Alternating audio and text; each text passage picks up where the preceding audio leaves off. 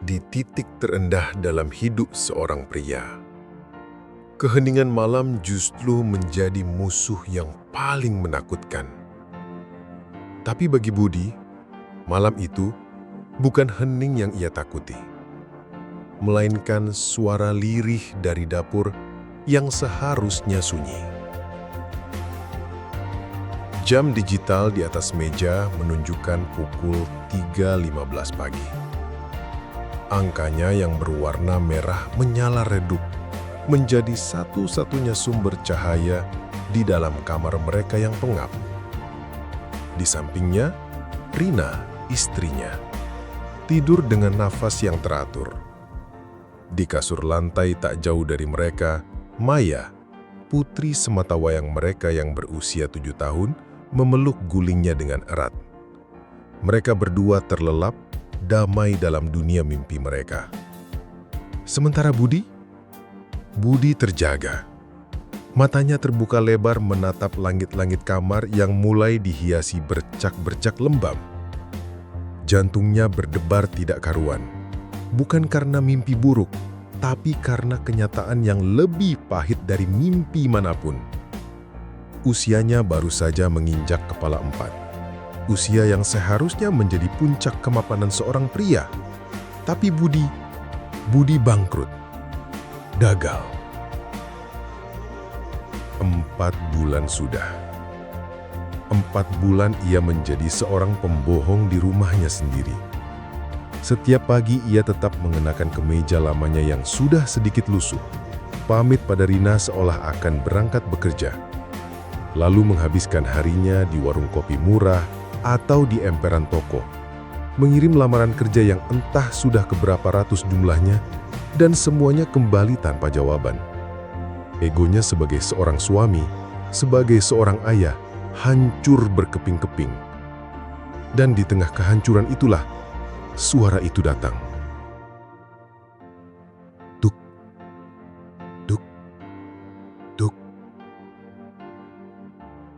Sangat pelan, nyaris tak terdengar, tertelan oleh deru kipas angin tua di sudut kamar. Tapi telinga Budi yang terjaga menangkapnya dengan jelas. Suara itu berasal dari dapur. Pikiran Budi langsung melayang kemana-mana. Siapa yang ada di dapur jam 3 pagi? Rina ada di sampingnya. Maya juga. Lalu siapa? Hatinya mencolos. Pikiran-pikiran buruk yang selama ini coba ia tepis, kini kembali menyeruak dengan liar. Jangan-jangan... Ia melirik Rina. Wanita itu terlihat sangat lelah, bahkan dalam tidurnya. Beberapa bulan terakhir, Budi memang merasakan ada yang aneh. Anehnya bukan pada sikap Rina, tapi pada keadaan rumah mereka. Logikanya sederhana. Budi tidak lagi punya penghasilan. Tabungan mereka sudah pasti menipis, bahkan mungkin sudah habis. Tapi anehnya, dapur itu selalu ngebul. Selalu ada nasi hangat, selalu ada lauk sederhana tapi cukup untuk mereka bertiga. Maya bahkan masih bisa membawa uang jajan kecil ke sekolah. Dari mana? Pertanyaan itu menghantuinya setiap hari, menggerogoti sisa-sisa kewarasannya. Ia terlalu malu untuk bertanya, takut membuka kotak Pandora yang akan membongkar kebohongannya. Tapi rasa curiga itu tumbuh seperti jamur di musim hujan. Apakah Rina meminjam uang dari orang tuanya di kampung tanpa sepengetahuannya? Atau apakah ia meminjam dari rentenir? Pikiran yang paling gelap bahkan sempat terlintas. Apakah Rina... Budi menggelengkan kepalanya dengan keras, mencoba mengusir pikiran busuk itu. Tidak mungkin. Rina adalah wanita baik-baik, wanita yang ia kenal selama lebih dari 10 tahun. Tapi tekanan hidup bisa mengubah siapa saja, bukan? Tuk. Jeda sejenak, lalu suara seperti adukan pelan. Srek. Budi tidak tahan lagi. Rasa penasaran yang bercampur dengan ketakutan ini terasa lebih menyiksa daripada kebenaran apapun, sepahit apapun itu nantinya. Ia harus tahu, ia harus melihatnya sendiri. Dengan sangat hati-hati, Budi menyibakkan selimut dari tubuhnya. Kakinya yang terasa dingin menapak di lantai semen yang retak. Setiap gerakannya ia usahakan sepelan mungkin agar tidak membangunkan dua malaikatnya yang terlelam. Ia berjalan menuju pintu kamar, membukanya tanpa suara, lalu melangkah ke ruang tengah yang gelap. Hanya ada satu sumber cahaya remang-remang di rumah kecil itu. Sebuah garis cahaya tipis yang menyelinap dari bawah pintu dapur. Dan dari balik pintu itulah, suara-suara misterius itu berasal. Jantung Budi terasa mau meledak. Peluh dingin mulai membasahi pelipisnya. Apa yang akan ia temukan di balik pintu itu? Pengkhianatan yang akan menghancurkan sisa hidupnya? Atau jawaban yang selama ini ia cari? Malam ini, Budi tidak peduli lagi. Dengan tangan bergetar, ia memegang gagang pintu dapur, mendorongnya pelan, menuju jawaban yang akan meruntuhkan atau justru membangun kembali seluruh dunianya. Terima kasih yang sudah subscribe dan like. Saya doain hari ini mendapatkan rezeki yang melimpah dan disembuhkan dari segala penyakit. Jangan lupa absen di kolom komentar dari daerah mana saja kamu menonton video ini. Setahun yang lalu, pagi di rumah kecil Budi selalu memiliki ritual yang sama. Aroma kopi hitam pekat yang baru diseduh akan menguar dari dapur, bercampur dengan wangi nasi yang baru matang. Budi, dengan handuk masih melingkar di lehernya, akan duduk di meja makan sederhana mereka yang terbuat dari kayu. Sementara Rina dengan cekatan menyiapkan bekal untuknya dan sarapan untuk Maya. Rumah mereka memang tidak besar, hanya sebuah rumah kontrakan di gang sempit yang padat, di mana suara penjual sayur keliling dan canda tawa anak-anak yang bermain kelereng menjadi musik latar sehari-hari. Dindingnya sudah mulai kusam, dan beberapa gentengnya bocor jika hujan datang terlalu deras. Tapi bagi Budi, rumah itu adalah istananya. Tempatnya pulang, tempatnya melepaskan lelah setelah seharian berjibaku dengan tenggat waktu dan rapat-rapat yang menguras pikiran. "Mas, jangan lupa nanti siang telepon Pak Hardi ya. Katanya ada dokumen yang harus Mas tanda tangani segera," ucap Rina sambil memasukkan kotak makan ke dalam tas kerja Budi. Tangannya bergerak lincah, sebuah kebiasaan yang sudah terasah oleh waktu. Budi mengangguk sambil menyeruput kopinya. "Iya sayang, nanti aku telepon. Kamu hati-hati di rumah. Kalau ada apa-apa langsung telepon Mas." Saat itu, Budi adalah seorang manajer proyek di sebuah perusahaan konstruksi yang cukup punya nama. Posisinya menteren, gajinya lebih dari cukup untuk membuat dapur mereka selalu ngebul dan sesekali mengajak anak istrinya makan di luar pada akhir pekan. Ia adalah sosok pria yang dihormati di kantor dan menjadi kebanggaan keluarga kecilnya. Setiap kali ia pulang dengan mobil perusahaan yang mengantarnya sampai ke mulut gang, tatapan kagum dari beberapa tetangga seolah menjadi penegas status sosialnya. Ia bangga akan hal itu, sangat bangga. Rina adalah pelengkap sempurnanya, seorang wanita lulusan D3 administrasi yang memilih untuk menjadi ibu rumah tangga seutuhnya setelah Maya lahir. Ia tidak pernah mengeluh. Baginya, melihat Budi berangkat kerja dengan kemeja yang rapi dan melihat Maya tumbuh sehat sudah menjadi kebahagiaan yang tak ternilai. Ia adalah manajer keuangan terbaik di rumah tangga mereka yang bisa menyulap gaji bulanan Budi menjadi tabungan kecil untuk masa depan dan kebutuhan sehari-hari yang tak pernah kurang. "Ayah, nanti pulang bawain coklat ya," pinta Maya yang sudah rapi dengan seragam merah putihnya, memamerkan senyumnya yang ompong. Budi tertawa, mengacak-acak rambut putrinya dengan gemas. "Pasti dong cantik, nanti ayah bawain yang paling besar. Tapi janji, sikat gigi sebelum tidur." "Siap ayah." Itulah potret keluarga mereka. Sederhana, hangat, dan penuh cinta. Impian mereka juga sederhana. Budi berjanji pada Rina, jika proyek besar yang sedang ia tangani berhasil, bonusnya akan ia gunakan untuk membayar uang muka sebuah rumah kecil di perumahan. Rumah milik sendiri. Tidak perlu lagi khawatir soal kontrakan yang naik setiap tahun. tidak perlu lagi menambal atap yang bocor. Sebuah rumah dengan halaman kecil, tempat Maya bisa berlari-lari dan Rina bisa menanam bunga-bunga kesukaannya. Mimpi itu terasa begitu dekat, begitu nyata. Budi bisa merasakannya di ujung jarinya.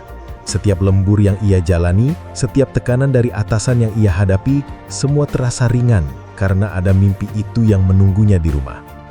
Ia adalah tulang punggung, sang nahkoda yang memegang kemudi kapal kecil keluarganya menuju pulau impian itu. Ia merasa kuat, tak terkalahkan. Ia tidak pernah tahu bahwa lautan yang ia arungi begitu tenang menyimpan badai yang siap menelan kapalnya tanpa sisa. Ia tidak pernah membayangkan bahwa status, posisi, dan semua kebanggaan yang ia bangun itu bisa lenyap dalam sekejap mata hanya karena selembar surat yang dingin dan tak berperasaan. Saat itu, Budi masih berpikir bahwa dunia berada dalam genggamannya. Ia belum sadar bahwa terkadang genggaman terkuat pun bisa terlepas begitu saja.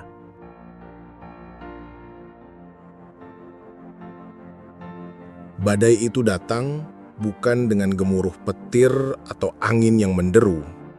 Ia datang dengan senyap, melalui pintu kayu yang dipoles mengkilap, di sebuah ruangan ber-AC yang dinginnya terasa menusuk tulang. Hari itu hari Jumat. Budi ingat betul. Siang itu, ia baru saja menyelesaikan presentasi penting di depan klien. Semuanya berjalan lancar. Ia bahkan sudah membayangkan bonus akhir tahun dan senyum Rina saat ia menceritakan tentang mimpinya membeli rumah yang semakin dekat. Perutnya terasa lapar, dan ia berencana mentraktir timnya makan siang sebagai perayaan kecil. Namun, saat ia kembali ke mejanya, sebuah memo singkat dari bagian personalia menunggunya. Mohon Bapak Budi menghadap manajer HRD di ruangannya. Segera. Tidak ada perasaan aneh.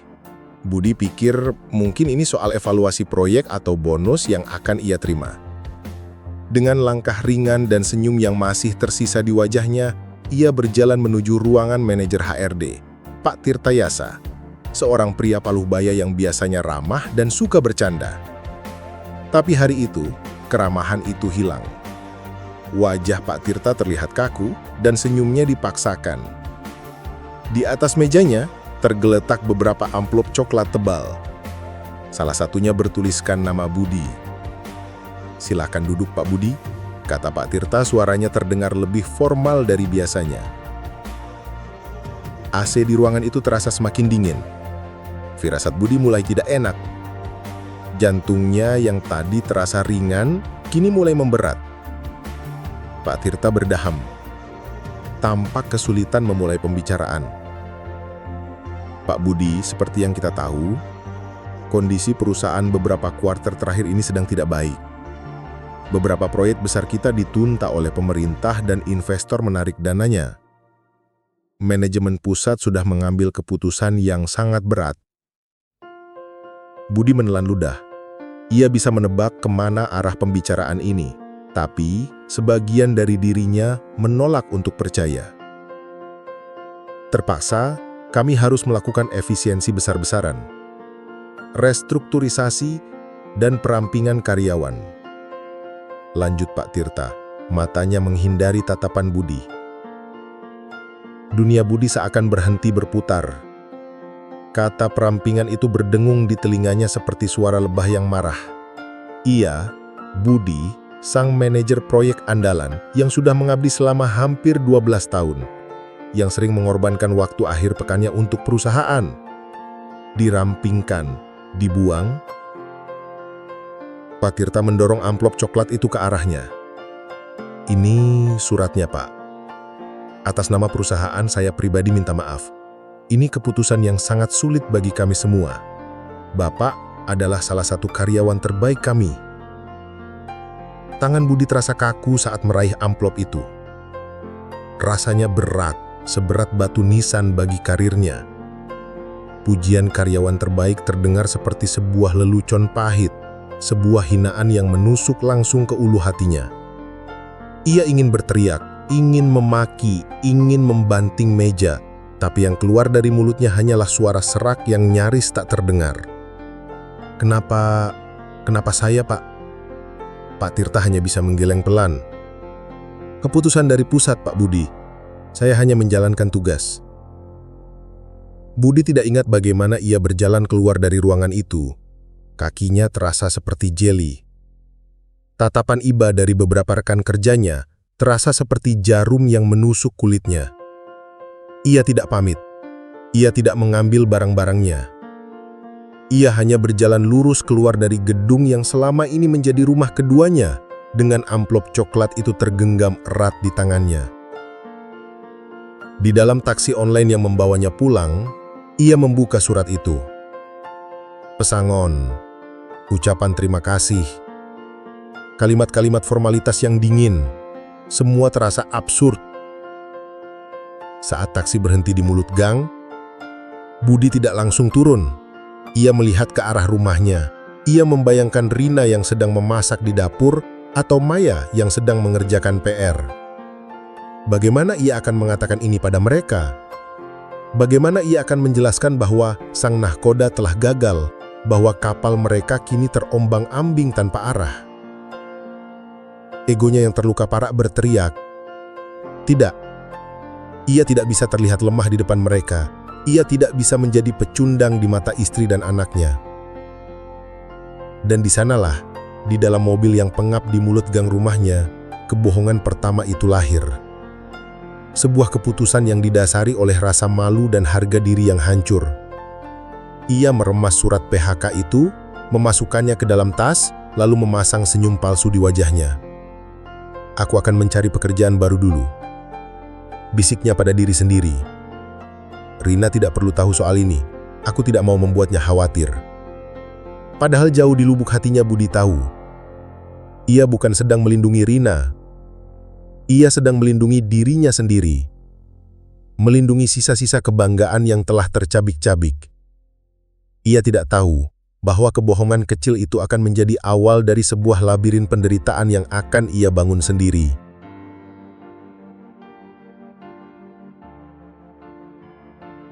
Hari pertama menjadi pengangguran adalah hari yang paling aneh dalam hidup Budi.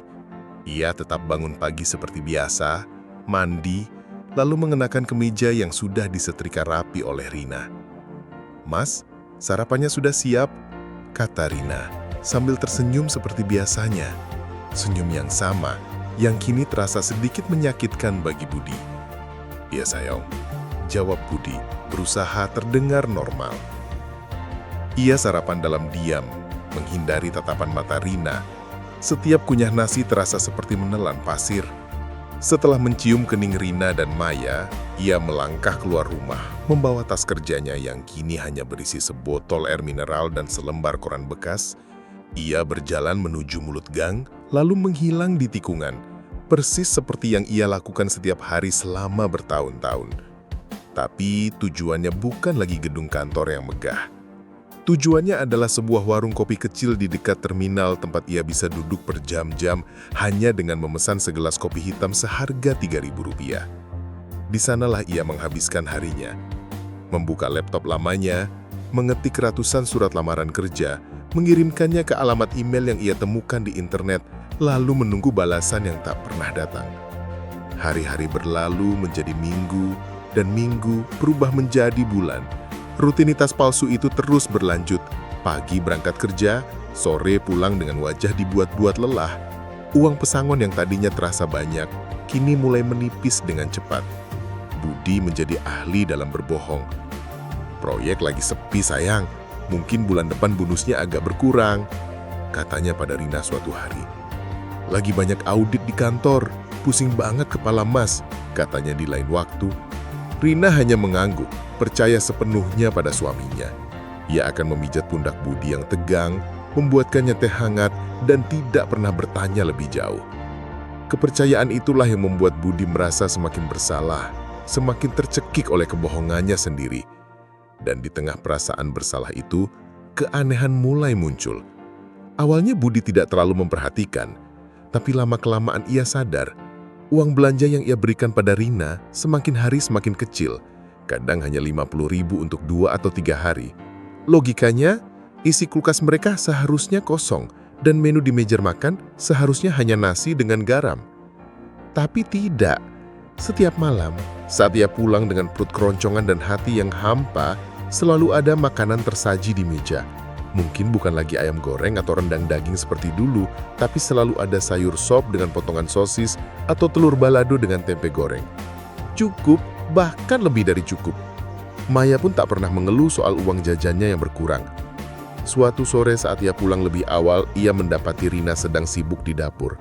Di atas meja, ada beberapa potong ayam yang sedang dibumbui. Budi tertegun. "Loh, sayang, masak ayam? Dapat uang dari mana?" tanyanya spontan. Pertanyaan itu lolos begitu saja dari mulutnya. Rina sedikit terkejut, lalu tersenyum. "Oh, ini tadi pagi ada sisa uang belanja kemarin, Mas.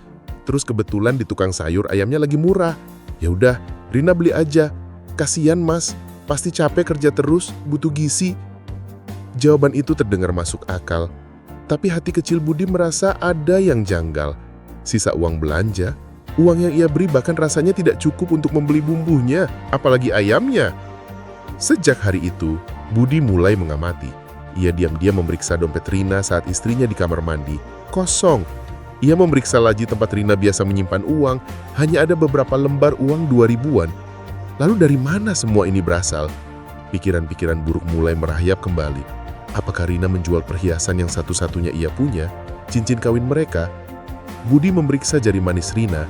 Cincin itu masih ada di sana, melingkar dengan setia. Apakah ia meminjam uang dari tetangganya? Budi tidak melihat ada yang datang menagih. Atau dari orang tuanya di kampung? Bisa jadi. Tapi kenapa Rina tidak memberitahunya? Apakah Rina sudah tahu bahwa ia di PHK dan kini sedang bersandiwara di hadapannya? Kecurigaan itu menjadi racun. Setiap kali melihat Rina tersenyum, Budi bertanya-tanya, apakah itu senyum tulus atau senyum yang menyembunyikan sesuatu? Setiap kali Rina terlihat lelah, Budi berpikir, lelah karena apa? Mengurus rumah atau lelah karena menyembunyikan rahasia darinya? Rumah yang dulu terasa seperti surga, kini berubah menjadi medan teka-teki yang menyiksa, dan Budi, sang kepala keluarga yang gagal, juga kini menjadi seorang detektif paranoid di istananya sendiri. Ia merasa sendirian, terisolasi dalam kebohongannya, dan dihantui oleh kebaikan istrinya yang terasa begitu misterius. Malam itu, Budi tidak bisa tidur. Sama sekali. Ia berbaring kaku di samping Rina, matanya menatap lurus ke langit-langit. Hujan baru saja reda, menyisakan bau tanah basah yang menyelinap masuk dari ventilasi udara. Suara tetesan air dari atap yang bocor di sudut dapur terdengar seperti detak jam yang menghitung mundur menuju sesuatu yang tak terhindarkan. Pikirannya menjadi liar. Siang tadi, ia melihat Rina berbicara dengan Pak RT. Mereka terlihat serius. Saat Budi mendekat, pembicaraan mereka terhenti dan Pak RT hanya tersenyum canggung padanya sebelum pamit pergi. Apa yang mereka bicarakan? Utang. Lalu, saat ia pura-pura tidur, ia mendengar Rina menerima telepon. Suaranya sangat pelan, seperti berbisik. Budi hanya bisa menangkap beberapa potong kata. "Iya, Bu. Besok subuh, seperti biasa. Terima kasih." "Bu siapa? Besok subuh, ada apa?" Semua potongan teka-teki itu berputar-putar di kepalanya, membentuk skenario-skenario terburuk. Egonya yang terluka, rasa malunya sebagai suami, dan kecurigaannya yang sudah membusuk semua bercampur menjadi satu adonan emosi yang pahit dan menyesakan. Ia merasa seperti orang asing di rumahnya sendiri, di ranjangnya sendiri. Pukul 3:15 pagi. Suara itu datang lagi. Tuk, tuk, tuk. Kali ini Budi tidak ragu. Amarah, penasaran, dan keputusasaan mendorongnya bangkit dari tempat tidur. Ia tidak peduli lagi jika gerakannya membangunkan Rina. Ia hanya ingin jawaban, sekarang juga.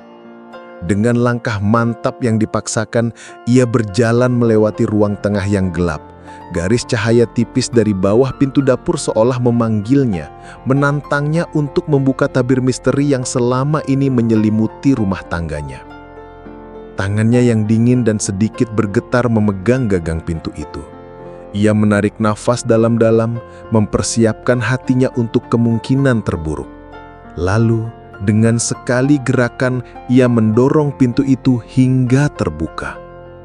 Dan dunia Budi berhenti. Di sana, di bawah cahaya kuning redup dari sebuah lampu 5 watt yang tergantung seadanya, Rina sedang berdiri membelakanginya. Pundaknya yang kurus terlihat sedikit membungkuk. Tangannya bergerak dengan ritme yang konstan dan pelan mengaduk sesuatu di dalam baskom besar berwarna hijau. Di atas meja tua mereka yang sudah goyang, berjajar nampan-nampan seng yang di atasnya tertata rapi puluhan kue-kue basah. Ada kue lapis warna-warni, ada kue talam yang masih hangat, ada bolu kukus yang mekar sempurna. Di sampingnya terletak sebuah buku tulis kecil yang sudah lecek. Halamannya penuh dengan tulisan tangan Rina, daftar nama, jenis kue, dan angka-angka. Pesanan Ibu Wati, 20 lapis, 15 talam. Warung Maijah, 30 bolu kukus, 20 risoles. Pak RT, acara kerja bakti, 50 kue campur. Budi terpaku di ambang pintu. Kakinya seolah terpaku di lantai. Ia melihat punggung istrinya.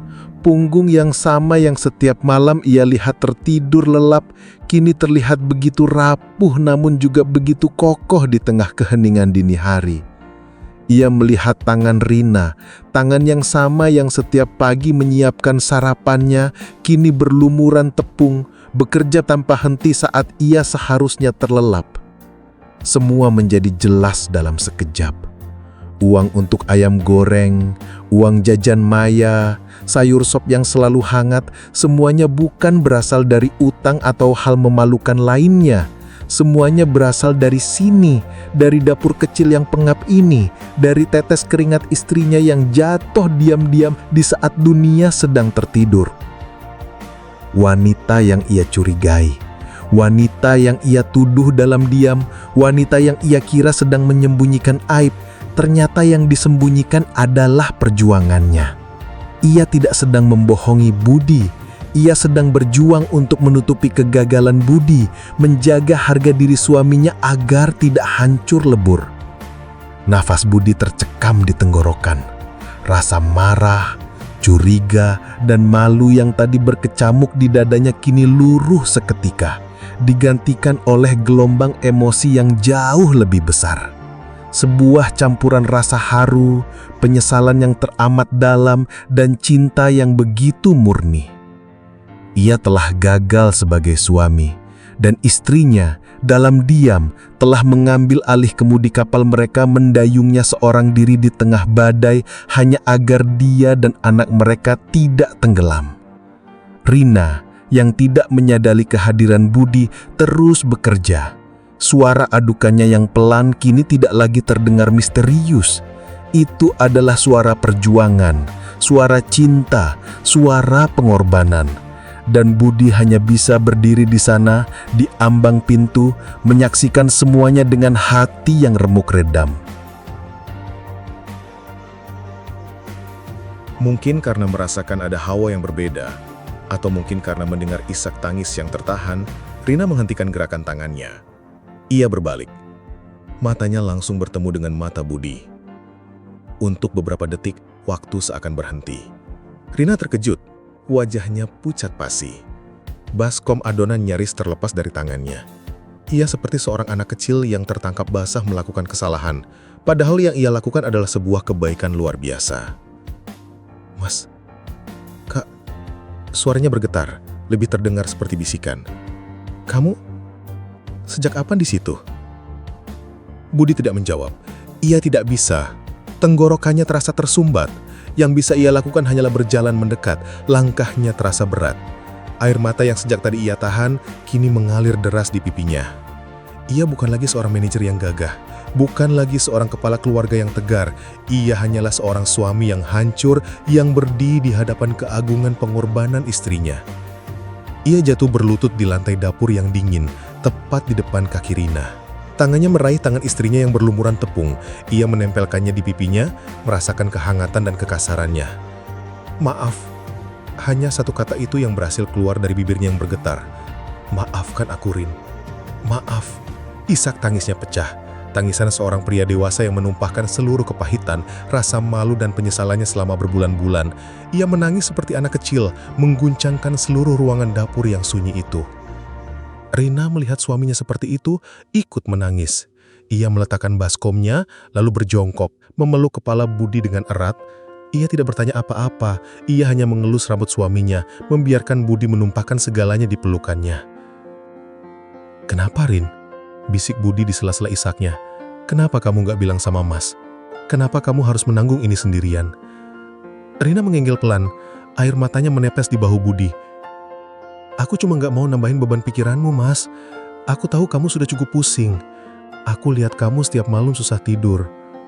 Aku cuma mau bantu sebisaku." Jawaban sederhana itu terasa seperti ribuan pukulan bagi Budi. Ia telah mencurigai wanita ini. Ia telah meragukan kesetiaannya, sementara yang dipikirkan Rina hanyalah dirinya. "Aku gagal, Rin. Aku suami yang gagal," kata Budi, suaranya parau. "Aku sudah gak kerja selama 4 bulan. Aku bohong sama kamu setiap hari. Shh. Rina meletakkan jarinya di bibir Budi. "Kamu gak gagal, Mas. Kamu cuma sedang diuji. Aku istrimu. Kalau kamu jatuh, tugasku untuk menopangmu, bukan menertawakanmu. Kita ini satu tim, kan?" Budi mengangkat wajahnya, menatap Rina. Di bawah cahaya lampu 5 watt itu, wajah istrinya terlihat sangat lelah. Ada lingkaran hitam di bawah matanya, tapi matanya memancarkan kekuatan dan cinta yang begitu tulus, yang membuat Budi merasa semakin kecil dan tak berharga. Egonya sudah luluh lantak, tidak bersisa. Yang ada kini hanyalah keinginan untuk menebel kesalahannya, untuk menjadi pria yang pantas bagi wanita luar biasa di hadapannya ini. Tiba-tiba, sebuah keputusan terlintas di benaknya. Sebuah keputusan yang datang bukan dari pikiran, tapi dari hati. Ia bangkit berdiri, menarik Rina untuk ikut berdiri bersamanya. Ia menyeka air matanya dengan punggung tangannya, menatap tumpukan kue di atas meja, lalu ia menatap Rina dengan sorot mata yang berbeda. Bukan lagi sorot mata putus asa, tapi sorot mata penuh tekad. "Mulai besok," katanya dengan suara yang mantap dan jelas, "Mas yang akan antar kue ini ke pasar." Rina tertegun. "Tapi Mas, nanti apa kata orang? Kamu kan..." "Aku gak peduli lagi apa kata orang. Yang aku pedulikan sekarang adalah kamu. Kamu sudah cukup berjuang sendirian. Mulai sekarang, kita berjuang sama-sama. Kamu yang buat kuenya, Mas yang jual. Oke?" Rina menatap suaminya tak percaya. Pria yang sama yang beberapa bulan ini terlihat murung dan kehilangan arah, kini berdiri tegak di hadapannya, menawarkan diri untuk melakukan pekerjaan yang mungkin dulu tidak akan pernah terlintas di benaknya. Langit di luar jendela mulai memancarkan semburat jingga. Suara azan subuh mulai terdengar sayup-sayup dari kejauhan. Di dapur kecil yang beraroma manis itu, di bawah langit subuh yang baru, sebuah babak baru dalam kehidupan mereka telah dimulai. Bukan lagi tentang kebohongan dan kecurigaan, tapi tentang perjuangan bersama yang didasari oleh kejujuran dan cinta yang telah teruji.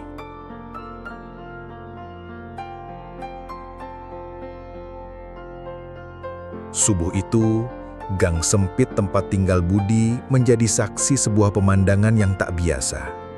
Budi, yang biasanya keluar rumah dengan kemeja rapi dan tas kerja, kini keluar dengan kaos oblong sederhana, mendorong motor bebek tuanya yang sudah lama tidak dipakai. Di bagian belakang motor, terikat sebuah keranjang besar yang penuh dengan nampan-nampan berisi kue buatan Rina. Wajahnya masih sedikit sembab, tapi sorot matanya berbeda. Ada api semangat yang baru menyala di sana. "Hati-hati di jalan ya, Mas," kata Rina dari ambang pintu. Tangannya mengangsurkan sebuah termos kecil berisi kopi panas. Budi tersenyum. Senyum tulus pertama yang ia berikan dalam 4 bulan terakhir. "Pasti sayang, kamu istirahat ya. Kelihatan capek banget." Perjalanan pertama menuju pasar terasa canggung. Budi, yang terbiasa duduk nyaman di mobil ber-AC atau kursi taksi, kini harus berjibaku dengan udara pagi yang dingin dan jalanan yang mulai ramai. Sesampainya di pasar, ia mencari lapak kecil yang biasa disewa Rina, sebuah meja reot di sudut pasar yang becek. Awalnya ia malu, sangat malu. Ia terus menunduk, menghindari tatapan orang-orang. Beberapa pedagang yang sudah kenal Rina menatapnya dengan heran. "Loh, Mas, Neng Rinanya kemana?" tanya seorang ibu penjual sayur di sebelahnya. Budi menelan ludah, lalu teringat tekadnya. Ia mengangkat wajahnya dan tersenyum. "Istrinya lagi istirahat, Bu. Gantian, sekarang saya yang jaga." Jawaban itu, meski sederhana, terasa seperti sebuah kemenangan besar bagi Budi. Ia berhasil mengalahkan monster terbesar dalam dirinya, rasa gengsi. Hari-hari berikutnya menjadi sebuah rutinitas baru yang indah. Setiap jam 3 pagi, Budi akan bangun lebih dulu, membuatkan kopi untuk Rina, lalu membantunya menyiapkan adonan. Tangannya yang dulu terbiasa memegang pulpen mahal dan dokumen proyek, kini mulai terbiasa menata kue di atas daun pisang, mengemas risoles ke dalam plastik. Ada banyak momen canggung yang lucu. Kue yang ia tata berantakan, atau plastik mika yang sobek karena ia terlalu keras menekannya. Rina akan tertawa kecil melihatnya. Tawa tulus yang sudah lama Budi tidak dengar. Dapur mereka tidak lagi menjadi tempat yang sunyi dan misterius, tapi menjadi pusat komando perjuangan mereka. Dipenuhi canda, tawa, dan aroma manis adonan yang menyatu dengan aroma kopi pagi. Suatu hari, saat sedang sibuk melayani pembeli di pasar, seseorang menepuk pundaknya. "Budi, tahu Budi kan?" Budi menoleh, jantungnya berdebar kencang. Itu adalah Heri, teman lamanya satu kantor yang kini bekerja di perusahaan lain. Heri menatap Budi dari atas ke bawah, dari kaos oblongnya yang sedikit ternoda, hingga tangannya yang memegang kantong plastik berisi kue. "Ngapain kamu di sini, Bud?" tanya Heri, nada suaranya terdengar seperti campuran antara kaget dan sedikit meremehkan. Dulu, Budi pasti akan langsung mencari alasan, berbohong atau lari karena malu. Tapi Budi yang sekarang berbeda. Ia tersenyum lebar. "Bantu usaha istri, bro. Namanya kue Burina. Mau coba? Bolu kukusnya juara nih."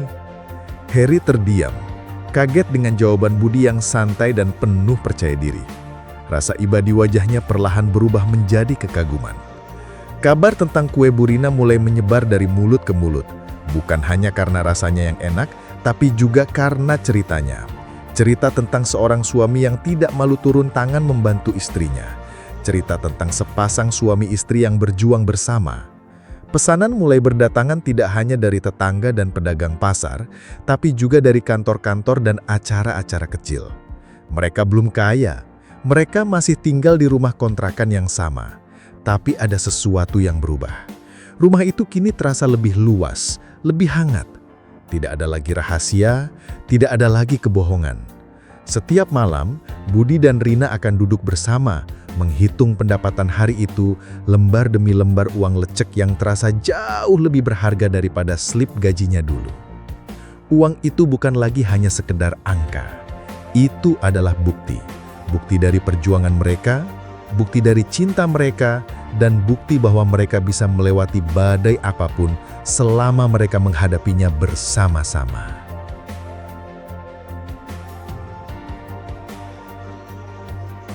Satu tahun berlalu begitu cepat. Langit sore di atas gang sempit itu masih sama warnanya, jingga kemerahan. Anak-anak masih berlarian sambil tertawa, dan suara azan maghrib sebentar lagi akan berkumandang. Budi dan Rina duduk di teras depan rumah kontrakan mereka di atas sebuah bangku plastik sederhana. Di tangan Budi, secangkir kopi hitam yang sudah dingin. Di tangan Rina, secangkir teh hangat. Mereka berdua menatap ke satu arah. Maya, yang kini sedang asyik menggambar di buku gambarnya, sesekali tertawa sendiri melihat hasil karyanya. Pemandangannya masih sama, tapi rasanya sudah jauh berbeda.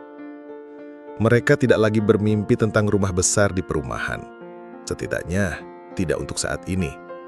Rumah kontrakan kecil ini sudah terasa seperti istana. Di pojok teras, kini ada sebuah papan nama kecil yang dicat dengan tangan. Kue Burina menerima pesanan. Motor bebek tua Budi terparkir rapi, siap untuk mengantar pesanan esok subuh. Usaha kecil mereka telah berkembang. Mereka sudah bisa membeli oven yang lebih besar dan sebuah kulkas bekas untuk menyimpan bahan-bahan. Tabungan mereka mungkin belum sebanyak dulu, tapi cukup untuk membuat mereka tidur nyenyak setiap malam tanpa rasa khawatir. Mereka sudah bisa membayar kontrakan tepat waktu. Dan yang terpenting, senyum di wajah Maya tak pernah pudar. "Mas," panggil Rina pelan, menyandarkan kepalanya di bahu Budi. "Ingat nggak setahun yang lalu? Rasanya kayak mimpi ya?" Budi tersenyum, lalu meraih tangan Rina dan menggenggamnya erat. "Bukan mimpi, sayang. Itu pelajaran paling mahal yang pernah Mas dapatkan." Ia menatap langit sore, pikirannya melayang kembali. Ia teringat pada dirinya yang dulu, pria yang sombong dan penuh gengsi, yang mengukur harga dirinya dari jabatan dan gaji. Pria yang merasa dunianya runtuh hanya karena kehilangan pekerjaan. Ia merasa malu sekaligus bersyukur. Dulu Mas pikir harta karun itu ya jabatan, mobil bagus, rumah mewah. Mas kerja mati-matian, lembur sampai malam, cuma buat ngejar itu semua. Sampai Mas lupa, harta karun yang paling berharga itu ternyata udah ada di sini, di rumah ini. Ia mengeratkan genggamannya di tangan Rina. "Kamu, Rin, kamu dan Maya, itulah harta karun Mas yang sebenarnya." Rina mengangkat kepalanya, matanya berkaca-kaca. Ia tidak berkata apa-apa, hanya membalas genggaman tangan suaminya dengan lebih erat.